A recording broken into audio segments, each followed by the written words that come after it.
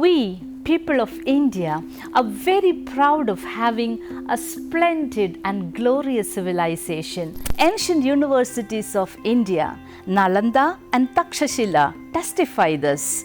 Vedas and Upanishads are the testimonials for this urge. Now we have a large number of world-famous literary works presented in English language by Indian writers. The course will focus on a detailed biography of an author or his or her writing style and major contributions by the author to Indian writing in English, historical and literary origins of genre, its political and economic underpinnings, the debates and controversies within the field through lectures, discussions, assignments and quizzes at the end of each module. Successful completion of this course, which has 40 modules, would earn you a credit of 4 points.